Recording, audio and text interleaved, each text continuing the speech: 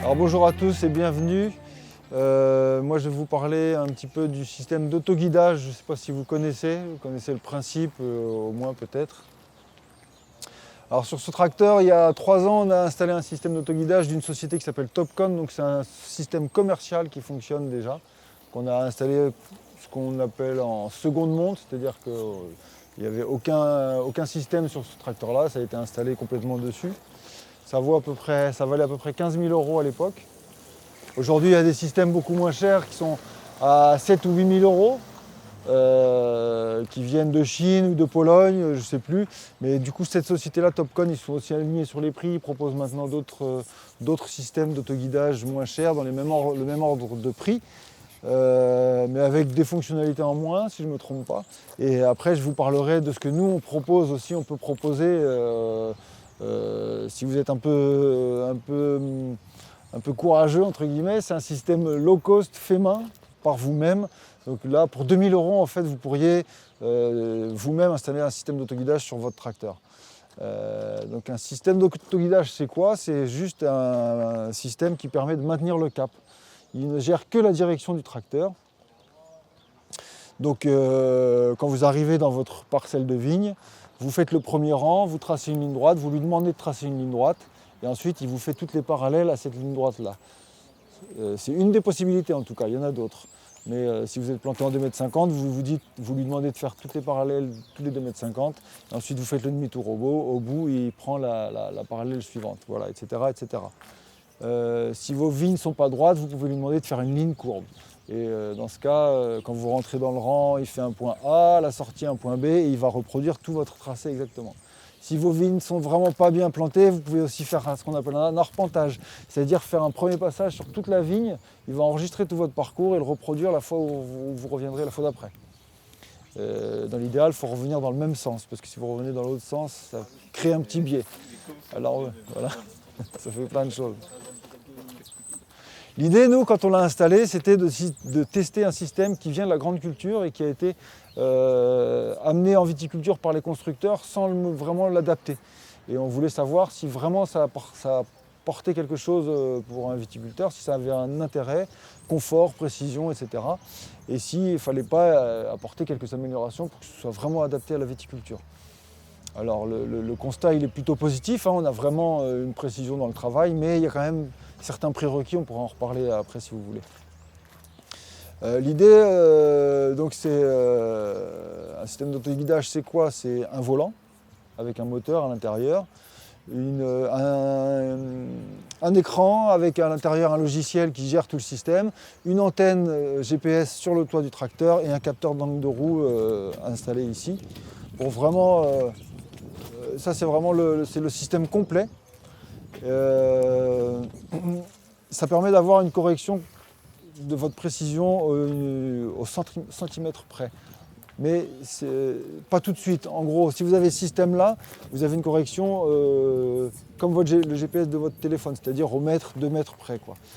Pour avoir la correction au centimètre près, il faut payer un abonnement supplémentaire, où il faut, ce qu'on a fait nous, installer une antenne centipède. Vous en avez entendu parler ce matin, je crois. Et je commence à avoir du mal la 3e fois là.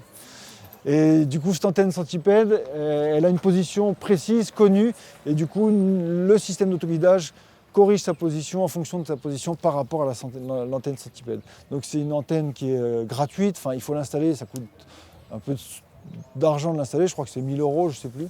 Mais autour, dans un rayon de 10 km, tout le monde peut profiter de la correction de cette antenne-là, il suffit de se connecter dessus. Quand celle d'ici ne fonctionne pas, parce que ça arrive, hein, il y a des bugs, moi je me connecte sur celle de 7, il y en a une à 7, il y en a une aussi au nord de Montpellier, donc je peux choisir si jamais il y a un problème avec celle-là. En sachant quand même que à partir de 10 km de l'antenne, si je suis à plus de 10 km d'antenne, je perds 1 cm par kilomètre, je crois, de précision, en gros. Mais dans un rayon de 10 km, la précision elle est vraiment au centimètre. Voilà. Donc après ça dépend des travaux que vous voulez faire. Voilà, donc ça marche très bien. Je vous montrerai après. N'hésitez pas à m'interrompre et à me poser des questions si vous avez des questions. Je crois que je vous ai à peu près tout dit sur le système, correction au centimètre. Donc, je démarre le tracteur, comme ça je vais vous montrer après comment ça marche. Et en plus, je voulais filmer.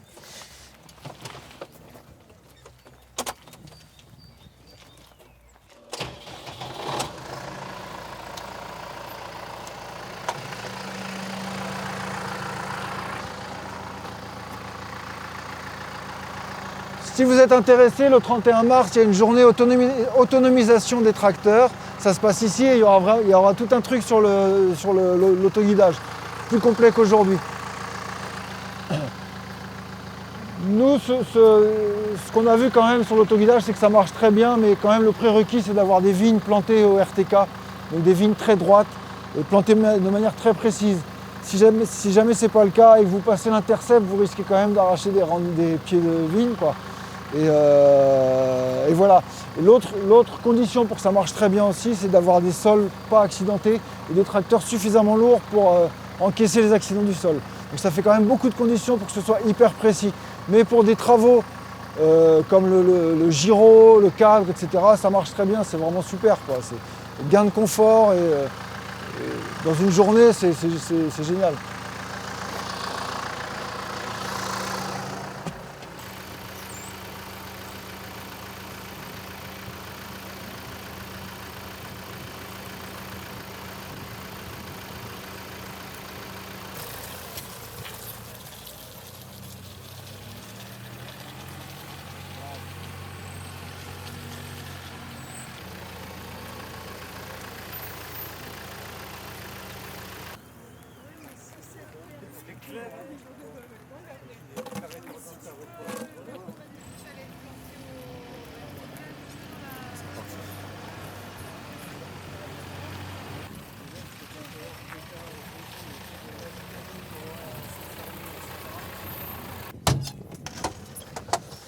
Alors le principe des outils numériques, c'est que des fois ça bug.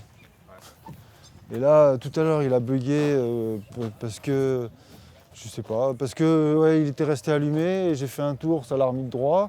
Là pareil, j'ai dû refaire un tour sur moi-même, sinon il ne trouve pas la position, il galère un peu. Et puis je sais pas, il y a un problème. À chaque fois, je lui demande de suivre cette ligne-là. Dès que je démarre sur la ligne, il va rechercher une ligne du champ d'à côté. Et il me l'a fait la dernière fois alors qu'il ne le faisait pas avant. Donc voilà, faut que je les appelle, Topcon. D'où le constat quand même, ça a beau être une solution commerciale, ça peut bugger aussi. Alors l'avantage c'est qu'il y a un SAV, donc je vais les appeler, ils vont sûrement régler le problème. Mais ce soir je vais sûrement devoir l'utiliser, j'espère que ça va marcher quand même. Et bon bref, voilà. Parce que là je vais vous parler un peu de la solution low cost que vous pouvez fabriquer vous-même. Il n'y a pas de SAV, mais ça peut bugger, mais là aussi ça peut bugger. Enfin voilà. Et pour 2000 €, ça vaut peut-être le coup de. Bon, je vais vous montrer. Qu'est-ce que vous passez comme outil du coup avec l'autoguidage ? Alors ça c'est pour les grandes cultures, hein. Ouais. Je m'en sers pour les grandes cultures, moi ça marche super bien pour ça, l'intérêt il est vraiment évident. Ouais. Pour faire la pulvée ou de la fertie en grande culture, c'est vraiment tous les 12 mètres, c'est super pratique. Ouais.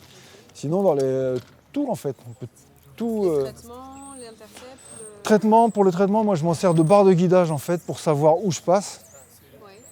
Comme ça, parce qu'on traite la nuit Ouais. systématiquement, et des fois on sort du rang, on se retourne, on ne sait déjà plus de quel rang on est sorti. Pour choper 4 rangs plus loin, c'est des fois pas évident. Et puis aussi, moi c'est avec un appareil à panneau récupérateur porté, donc ça fait beaucoup ça, et ça aide pas l'autoguidage. Ça fait vraiment bouger un peu trop. Et puis aussi, c'est la nuit, et quand je mets l'autoguidage, je pique du nez tout de suite. Donc je l'enlève et je conduis. Mais vraiment, hein, je l'ai fait pour essayer une fois, pour le tester, un peu le pousser dans ses retranchements en fait, parce que c'est des conditions un peu extrêmes avec le dug là. Et en fait, ça marchait très bien, hein, mais c'était une vigne qui était vraiment plate, quoi, pas d'accident du sol, voilà, bonnes conditions. Ça marchait super, mais j'ai fait 5-6 rangs et je l'ai remis tout de suite parce que je l'ai mis, j'ai filmé pour le truc, l'expérimentation, le fameux masse numérique, ça marche bien. Là, j'ai fait quelques rangs et après, je l'ai enlevé parce que je piquais du nez. À 2 h du matin, machin, c'était compliqué. Voilà. Mais vraiment, hein, donc, après, sinon, ouais, quand je fais passe le cadre, le gyro, le broyeur à sarment, voilà. Mais des fois, je le mets, je fais quelques rangs avec, après je l'enlève parce que c'est pareil, j'en ai marre, j'ai envie de conduire, je m'ennuie. Ouais. je m'ennuie. C'est ce qu'on disait ce matin, on dit, mais à un moment donné, on a envie de reprendre le volant. Mais on n'est pas tous pareils après. Il y en a qui adorent ça, il y en a qu'on n'a pas tous la même appétence pour ça. Mais à un moment, ça permet quand même de se détendre. Soit de regarder derrière ce qui se passe vraiment, si les outils sont bien réglés, soit de se détendre un peu, de répondre à un message, de se détendre, quoi, simplement. Mais des fois, sur les grandes longueurs, moi, je m'ennuie et du coup, j'ai envie de reprendre la main. Sur les petites longueurs, je ne le mets pas parce que faut le mettre, faire demi-tour, le désactiver, le réactiver, le machin, le truc. Donc c'est beaucoup de manipulation pour pas grand-chose, finalement. Je trouve, hein. C'est mon avis. On n'a pas tous le même avis. On va voir là-bas. Donc ça, c'est la version fait maison.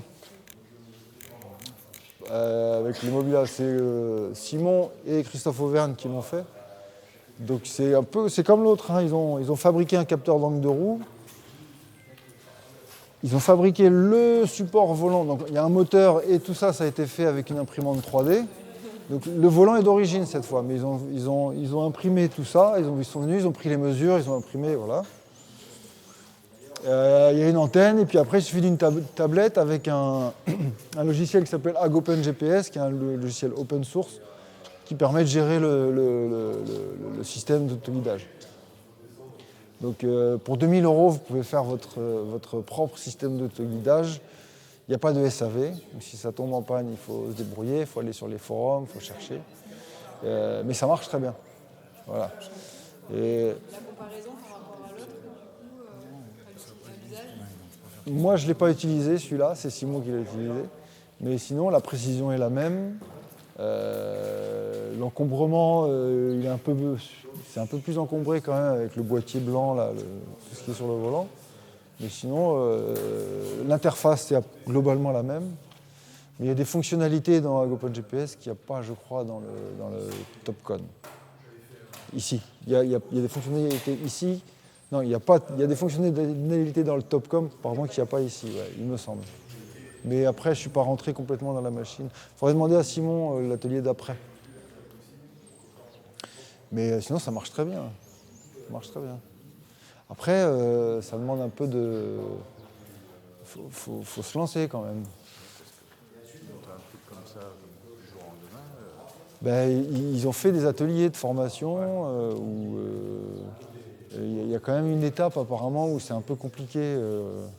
Je ne sais pas laquelle, il faudrait demander à Simon, c'est lui qui fait ça, mais c'est pas si simple, mais ça fonctionne, c'est possible, quoi.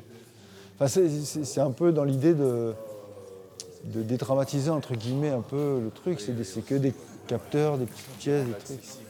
Ouais. Et exactement, ouais. Exactement. Je pense que oui. C'est pas une officielle. Que le parc s'agrandisse aussi. Ouais, et puis encore une fois, la solution commerciale, elle n'est pas parfaite non plus, hein. Mais par contre, il y a un SAV, mais elle peut aussi bugger, quoi. La preuve. Mais elle coûte 15 000 €. Ouais. Alors, il y en a des moins chers maintenant, 7 000 à 8 000 €. Ouais. C'est quand même 4 fois plus cher. Ouais. Ouais. Et du coup, ils ont fait des journées de formation à Gaillac, là, et je crois qu'à Gaillac, ouais. Et peu importe le tracteur, en seconde main, ça peut se... Peu importe le tracteur, ouais. Tracteur, machine à vendanger, n'importe quoi. N'importe quel outil qui a une direction, en fait. Ça ne gère que la direction. Et après, au niveau de l'ouvrier, enfin du chauffeur, c'est facile à apprendre Ouais. je veux dire, à manipuler par rapport à la tablette, par rapport Oui, c'est franchement pas compliqué. Ouais. Oui, c'est pas compliqué. Après, on n'est pas obligé d'utiliser, par exemple dans le Topcon, là, on n'est pas obligé d'utiliser toutes les fonctionnalités de l'outil. Mais les fonctions de base, elles ne sont pas compliquées à utiliser. Il faut enregistrer son outil, savoir quel outil on utilise, parce qu'en fait, on lui dit quelle est la largeur de l'outil, et quelle est la profondeur de l'outil, quel est son déport à droite, à gauche, derrière, etc. Comme ça, il l'utilise aussi pour vous repositionner. Il sait que les vignes sont en 2,50 m, etc. Et donc il y a ça juste à paramétrer. Et après, faire sa première ligne, et puis voilà. Je vous en ai parlé des lignes? Non, je n'en ai pas parlé? Ouais, si j'en ai parlé, ouais. C'est pas compliqué, non, c'est pas si compliqué. Mais bon, c'est pas... l'intérêt n'est pas aussi évident qu'en grande culture où pas de recoupement, pas d'écart, etc. Enfin, c'est pas la même chose, quoi. C'est pas le même délire. Mais ça marche très bien selon ce que vous voulez faire. Si vous avez envie d'un système d'autoguidage, c'est possible d'en avoir un et ça marche super bien. Vous qui avez l'habitude de conduire avec l'autoguidage, est-ce que vous en passeriez maintenant ou pas? Ouais, en vigne, ouais. D'accord. Oui, moi j'aime bien conduire et je suis pas encore lassé de ça et je peux m'en passer, ouais. Ouais. Je sais plus ce que je voulais dire à ce propos-là. Ouais, l'autoguidage c'est aussi pour répondre à la pénurie de chauffeurs qualifiés. Or, ça ne remplace pas un chauffeur qualifié. Un bon chauffeur, c'est un chauffeur qui sait aussi régler son outil, entretenir son outil, faire des observations. Enfin, voilà, il ne fait pas que tourner un volant, quoi. Mais par contre, quand vous avez l'autoguidage, vous êtes dans la vigne, vous pouvez regarder derrière si ça va, si l'outil est bien réglé. Vous pouvez regarder votre vie, s'il n'y a pas de la maladie, s'il n'y a pas, je sais pas, un problème sur cette zone-là, elle est chétive, vous avez le temps de regarder. Alors que quand il n'y a pas l'autoguidage, il faut de temps en temps regarder derrière, regarder devant et regarder ses rétros pour surtout pas accrocher de souche, quoi. L'autoguidage, moi quand même, j'avoue que je lui ai rapidement fait confiance. Une fois que j'ai vu que ça marchait, je pouvais des fois rester longtemps derrière, regarder pour peaufiner les réglages, je ne regardais pas ce qui se passait devant. Mais ouais, ça ne remplace pas un chauffeur, mais c'est un peu... ça apporte du confort, un peu de sérénité, etc. Ça peut, pour un chauffeur qui n'est pas très à l'aise, ça peut l'aider. Ça peut apporter de la précision même, on l'a constaté, nous. Ça fait quand même, quand les conditions sont bonnes, régularité et travail hyper précis. Ouais. Donc dans un désherbage, ça peut ne pas être négligeable, mais ça ne remplace pas... C'est un peu comme tous les outils numériques, c'est-à-dire que ça ne remplace pas le viticulteur. Et ça l'aide. Mais ça ne remplace pas son expertise, son expérience, son observation, etc. Son savoir-faire. Heureusement. Ouf. Non, mais ça existe après, hein. Les robots, ça marche, ça marche terriblement bien. Si tout est bien paramétré, si la parcelle est bien enregistrée, le robot il fait tout seul lui par contre. C'est pas le cas. L'autoguidage, c'est pas le même univers, hein. Le robot lui il remplace vraiment le chauffeur. Mais pendant ce temps-là, le chauffeur il peut faire autre chose. Il peut réparer les fils, parce qu'il est obligé d'être dans la parcelle quand même. Non mais ça pose plein de questions sur le métier, sur l'organisation du travail, le niveau social, un tas de choses, quoi. La pénurie de chauffeurs, c'est vrai, la désertification des campagnes, etc. Enfin, voilà, on peut élargir le sujet. Une vraie pénurie de chauffeurs, ouais. L'agriculture, c'est plus très attractif. Ouais. C'est une réalité. Voilà, je crois qu'on a fait le tour, hein.